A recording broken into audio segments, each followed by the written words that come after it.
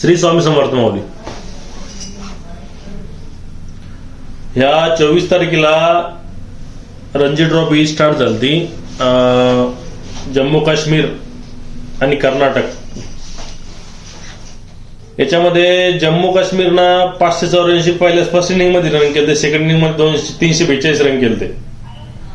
ही Ranji trophy Jammu काश्मीरनं 66 वर्षानंतर जिंकली. जम्मू काश्मीर साठी खूप मोठा आजचा दिवस ठरलेला आहे. जम्मू काश्मीरनं ट्रॉफी जिंकली, रणजी ट्रॉफी यावेळेस. पण कर्नाटकमध्ये अर्धी टीम भारताची होती, इंटरनॅशनल टीम. नाव सांगतो मला, मयंक अग्रवाल यानं शतक केलं, 61 रन केले. के.एल. राहुल, करुण नायर, प्रसिद्ध कृष्णा, देवदत्त पडिक्कल. कर्नाटक टीम एक नंबर होती. कर्नाटक टीम मध्ये सगळे भारतीय प्लेयर होते. आणि जम्मू काश्मीर सध्या 66 वर्षानंतर त्यांनी रणजी ट्रॉफी जिंकलेली आहे. त्यात हाकिब नबी याने 60 विकेट काढले पूर्ण टुर्नामेंट मध्ये.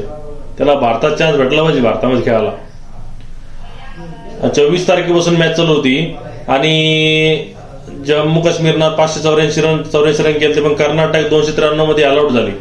जेव्हा मयंक अग्रवालचा विकेट पडला 160 वरती, तेव्हाच ही मॅच आवरली होती.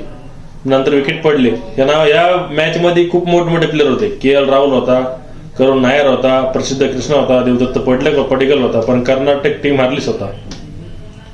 ठीक आहे, जम्मू काश्मीरला बेस्ट ऑफ लक, अभिनंदन. जम्मू काश्मीर ही मॅच जिंकली त्यांनी आणि खूप म्हणजे अख्खी भारताची टीम होती समोर कर्नाटकमध्ये. त्यांना हारून त्यांनी फायनल जिंकले जम्मू काश्मीरमध्ये.